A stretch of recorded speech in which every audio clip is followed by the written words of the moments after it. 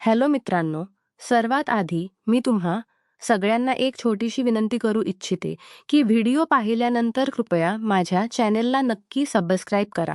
हे व्हिडिओ बनवण्यासाठी मी खूप मेहनत घेते आणि याच माध्यमातून मी माझा खर्च चालवते. सबस्क्राईब करतील त्यांच्यासाठी मी मनापासून प्रार्थना करते की त्यांचे आयुष्य खूप सुंदर, समृद्ध, आनंदी आणि सुखी होवो.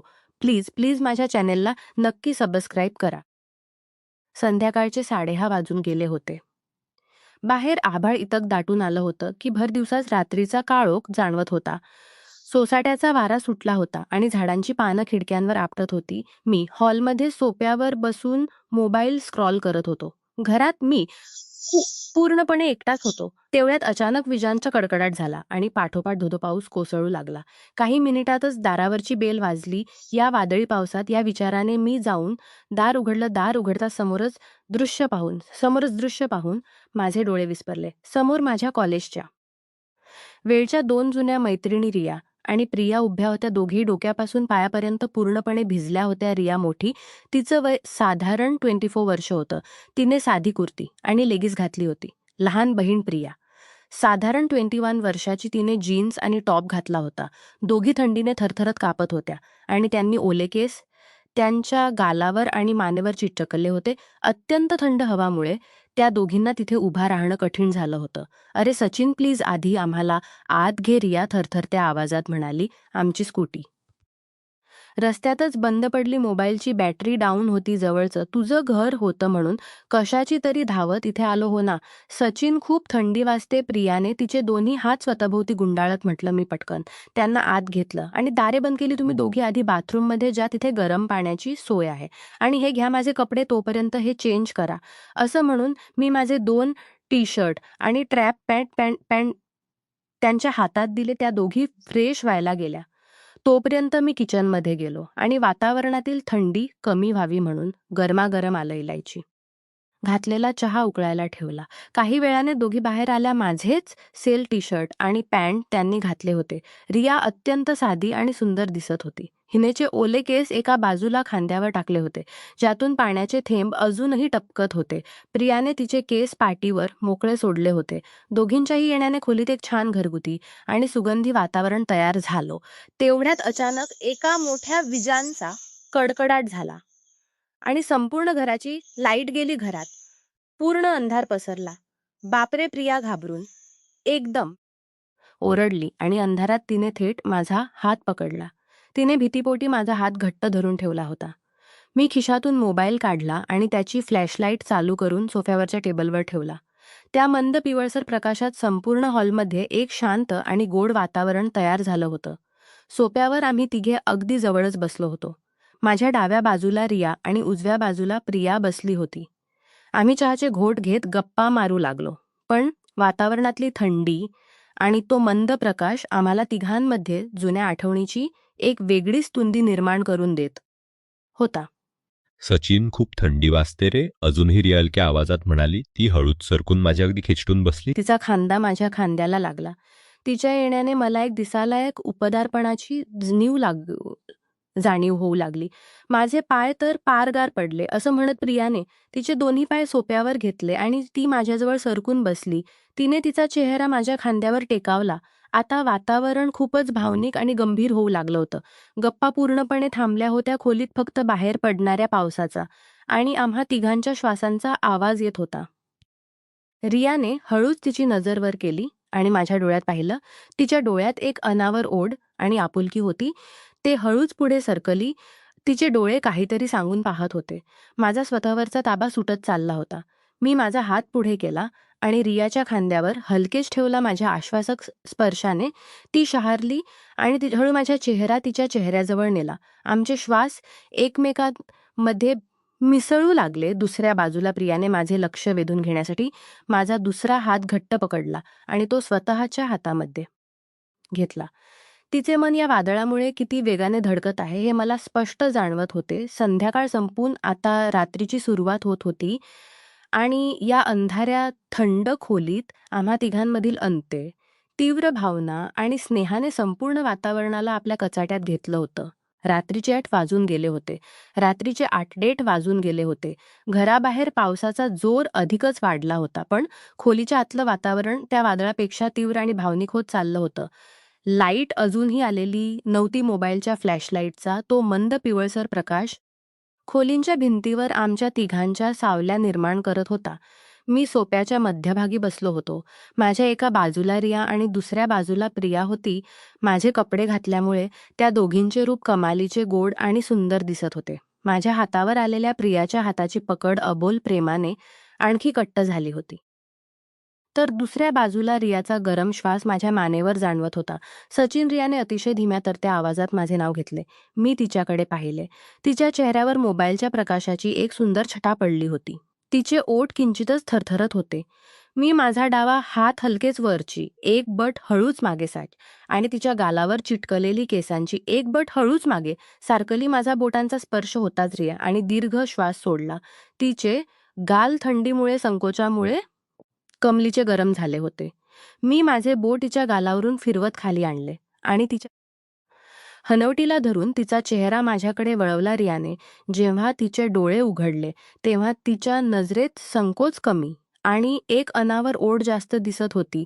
मी जास्त विचार न करता आमचे श्वास एकमेकांना स्पर्श करत होते आणि पुढच्या क्षणी मी तिच्या कपाळावर आणि ओठांवर प्रेमाचा एक हळवा स्पर्श गेला. तो स्पर्श होता याच्या शरीरातून एक आनंदाची लहर धावून गेली. तिने तात्काळ तिचे दोन्ही हात माझ्या गळ्याभोवती गुंडाळले आणि मला स्वतःकडे वळले. आमचे ते पहिले जवळ अत्यंत तीव्र आणि भावनिक होते. रिया केवळ शांतपणे प्रतिसाद देत नव्हती, तर ती अत्यंत मनापासून या प्रेमाचा आस्वाद घेत होती. तिच्या भावनांचा तो उष्ण श्वास माझ्या मनाला आणखीनच धुंद करत होता. आम्ही दोघे एकमेकांमध्ये पूर्णपणे हरून गेलो होतो. तेवढ्यात माझ्या उजव्या बाजूला असलेल्या प्रियाने एक लहानसा सुस्कारा सोडला. तिचे डोळेही प्रेमाने भरून आले होते. सचिन, मला विसरलास का? प्रियाने अत्यंत मादक आणि लाडीक आवाजात म्हटले. तिच्या त्या आवाजाने माझ्या अंगावर काटा आला. मी रियापासून स्वतःला किंचित बाजूला केले. रियांची गाल आता लाजेने लाल भडक झाले होते आणि ती हळूच माझ्या खांद्यावर कोसळली. मी आता प्रियाकडे वळलो. प्रिया लहान असली तरी या क्षणी तिच्यातील भावने कोड कमालीची वाढली होती. तिने तिचे दोन्ही पाय सोप्यावर आणखी वर घेतले आणि टी-शर्ट तिच्या अंगावर सैल असल्यामुळे ती जेव्हा माझ्याजवळ आली तेव्हा तिची निरागसता माझ्या मनाला स्पर्श करून गेली. प्रियाने तिचा एक हात माझ्या केसा फिरवला आणि दुसरा हात माझ्या पाठीवर ठेवून मला स्वतःकडे खेचले. तिने थेट माझ्या मिठीचा ताबा घेतला. प्रियाची जवळीक क्रियापेक्षा वेगळी होती. त्यात एक वेगळी सफळता आणि उत्तावळेपणा होता. तिचे वागणे माझ्या मनाचा वेध घेत होते. तिच्या शरीराचा प्रत्येक आश्वासक स्पर्श मला वेड लावत होता. एकाच वेळी दोन सुंदर मैत्रिणीच्या तीव्र प्रेमात आणि स्पर्शात मी माझा ताबा पूर्णपणे गमावून बसलो होतो. माझा हात नकळत प्रियाच्या कमरेवर गेला. तिला प्रेमाने जवळ घेताच ती माझ्या मिठीत आणखीनच आक्रू रुसली. सोप्यावरील ही पहिली जवळीक आता फक्त एक साध्या संवादापुरती मर्यादित राहिली नव्हती. दोघींच्या मनाची उष्णता आणि त्यांच्या श्वासांचा वेग सांगत होता की आजची रात्र पुढे जाणार आहे. खोलीत जाऊयात का? आता इथे खूप मोकळं वाटतंय. रियाने माझ्या पाठीवरून हात फिरवत माझ्या कानाजवळ येऊन पुटपुटली. तिचा तो गरम श्वास माझ्या कानाला पडताच माझ्या मनातील भावनांचा अग्नीसारखे भडकला. मी प्रियाला हळूच उठवले आणि दोघींचे हात माझ्या हातात घेतले. अंधारातच आम्ही तिघे हळूच बेडरूमच्या दिशेने पावले टाकू लागलो. बाहेर उजेंचा कडकडाट चालू होता, पण आमच्या मनातील वादळ आता अधिकच तीव्र झाले होते. रात्रीचे वाजून गेले होते. आम्ही तिघेही हॉलमध्ये बसून निघून बेडरूममध्ये आलो. बेडरूममध्ये खिडकीतून बाहेरच्या विजांचा पांढरा प्रकाश मधून मधून संपूर्ण खोलीत चमकून जात होता. बेडवर एक मऊ गादी पसरली होती. वातावरण इतकं शांत होतं की बाहेर पडणाऱ्या पावसाच्या प्रत्येक थेंबाचा आवाज आणि आमच्या तिघांच्या श्वासाचा वेग स्पष्ट ऐकू येत होता. मी बेडच्या मध्यभागी जाऊन बसलो. माझ्या डाव्या बाजूला रिया आणि उजव्या बाजूला प्रिया येऊन बसली. हॉलमधील त्या पहिल्या जवळकीनंतर आता आमच्यातील संख पूर्णपणे मिटला होता. तिघांच्याही मनात एक वेगळीच उष्णता निर्माण झाली होती. सचिन, खूप गरमी होते ना? आता रियाने अत्यंत हळव्या आवाजात विचारले. तिने तिच्या अंगातील सेल टी-शर्ट खांदा किंचित बाजूला केला होता. त्यामुळे तिचे सौंदर्य मंद प्रकाशात चमकू लागले. मी मागे सरकून बेडला टेकून बसलो. रियाने कसलाही विचार न करता माझ्या जवळ येत स्वतःला माझ्या स्वाधीन केले आणि ती थेट माझ्या मिठीत आली. तिचे येण्याने मला खूप छान वाटले. तिचे मन माझ्या मनाशी घट्ट जोडले गेले. तिने तिचे ओले केस मागे झटकले, ज्यामुळे पाण्याचे काही थेंब माझ्या चेहऱ्यावर पडले. पण तिच्या मनातील ओढ एखाद्या आगीसारखी धगधगत होती. आज रात्री आपल्याला कोणीही थांबवणार नाही, रिया माझ्या डोळ्यात पाहत म्हणाली. तिने खाली झुकून पुन्हा एकदा माझ्या ओठांवर प्रेमाची मोहर मोठली. यामुळे चुंबन अधिक दीर्घ, सखोल आणि तीव्र होते. आमच्या भावना एकमेकांमध्ये गुंतल्या होत्या. मी माझे दोन्ही हात तिच्या कमरेवर ठेवले आणि तिला आणखीन जवळ ओढलो. तिच्या मऊ का पाठीचा स्पर्श केला. माझ्या स्पर्शाने रियाच्या तोंडातून एक लहानसा ओंकार निघाला. तेवढ्यात पाठीमागून प्रियाने तिची उपस्थिती दर्शवली. ती माझ्या पाठीमागून सरकली आणि तिने तिचा हात माझ्या पाठीवर आणि छातीवरून फिरवायला सुरुवात केली. तिच्या लहान आणि मऊ बोटांचा तो स्पर्श मला वेड लावत होता. प्रियाने माझ्या मानेवर आणि पाठीवर तिचे ओठ टेकायला सुरुवात केली. एका बाजूला रियाचे ओठ आणि दुसऱ्या बाजूला प्रियाचे मूळ स्पर्श. माझी अवस्था अत्यंत धुंद झाली होती. प्रिया येते ना, रियाने श्वास रोकत हळू सुचवले. प्रियाने हसून माझ्या बाजूला जागा केली आणि तीही ही बेडवर पूर्णपणे आडवी झाली. आता मी दोघींच्या मध्ये होतो. रियाने तिच्या मनातील सर्व संकोच बाजूला सारला होता. मंद प्रकाशात तिचे निकळ सौंदर्य पाहून माझे डोळे दिपून गेले.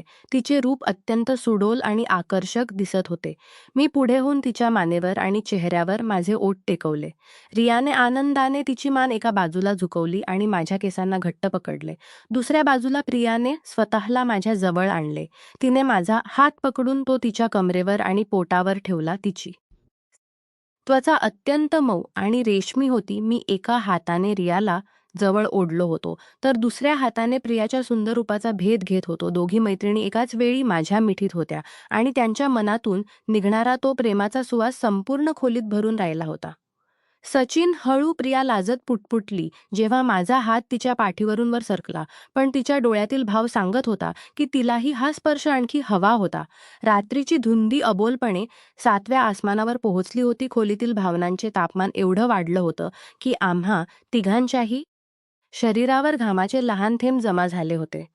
बाहेर पाऊस कोसळतच होता, पण बेडवर आम्ही तिघे मर्यादांच्या सर्व विनंती ओलांडून एकमेकांच्या मनात आणि तीव्र भावनेत पूर्णपणे विरघळून गेलो होतो. ही रात्र आता आणखीनच गहिरी आणि सुंदर होणार होती. रात्री 2 वाजलेत. संपूर्ण जग शांत झोपले होते, पण या बेडरूम मधील जागा एका वेगळ्याच तीव्र धुंदीने वेढली होती. बाहेर पावसाचा वेग किंचित मंदावला होता, पण खोलीच्या आतील शारीरिक आणि भावनिक वादळ अबोलपणे त्यांच्या प्रमोदच्या बिंदूवर पोहोचले होते. मोबाईलची बॅटरी संपल्यामुळे तो मंद पिवळसर प्रकाश आता विझत आला होता. आता खोलीत फक्त खिडकीतून येणारा विजांचा पांढरा क्षणिक प्रकाश आणि ढगांच्या गडगडण्याचे संगीत उरले होते. बेडवर संकोचाने अस्तित्व आता पूर्णपणे संपले होते. आम्ही तिघेही मनाच्या आणि प्रेमाच्या मूळ रूपात एकमेकांना घट्ट बिळून पकडलो होतो. एका बाजूला रियाचे सुडोल आणि उबदार शरीर होते, तर दुसऱ्या बाजूला प्रियाची रेशमी आणि सुंदर त्वचा होती. सचिन, खूपच जास्त वेळ लावलंस तू आम्हा दोघींना, रियाने अंधारातच माझा चेहरा तिच्या दोन्हीने हातात घेतला आणि माझ्या ओठांवर तिचे ओठ टेकवले. यावेळीच्या चुंबनात केवळ वासना नव्हती, तर त्यात एक तीव्र समर्पण होते. तिच्या भावना माझ्या मनात खेळत असताना मी माझा हात तिच्या पाठीवरून खाली सरकवत तिच्या कमरेवर स्थिर केला. माझ्या हाताच्या घट्ट पकडीने रियाच्या तोंडातून एक तीव्र हुकार निघाला. ती माझ्या मिठीत आणखीनच दाबली गेली. तिचे मन माझ्या मनावर इतके घट्ट जोडले गेले होते की आमच्या हृदयाचे ठोके एकमेकांना स्पष्ट जाणवत होते. तेवढ्यात प्रियाने माझ्या पाठीमागून मला घेरले. तिने तिचे दोन्ही पाय माझ्या पायांमध्ये गुंपले आणि तिचे ओठ माझ्या पाठीवर टेकवले. पाठीवरून खालीत उतरणारे तिचे ओठ आणि तिचे उष्ण श्वास माझ्या शरीरात वीज निर्माण करत होते. रिया, मला पण सचिनच्या अगदी जवळ जायचंय, प्रियाने अत्यंत कातरत आणि भावनिक आवाजात म्हटले. रियाने हसून स्वतःला किंचित बाजूला केले, पण ती माझ्या चेहऱ्याजवळ तशीच राहिली. प्रिया अबोलपणे सरकली आणि माझ्याजवळ आली. तिची गोरी नितळ त्वचा विजांच्या प्रकाशात चमकत होती. ती लहान असली तरी तिची ओढ आणि उतावळेपणा या क्षणी रियापेक्षाही जास्त होता. तिने तिचे मन माझ्याशी पूर्णपणे जोडले. त्या दोन मनांच्या थेट मिलनाने खोलीत भावनी उष्णता एका वाढली.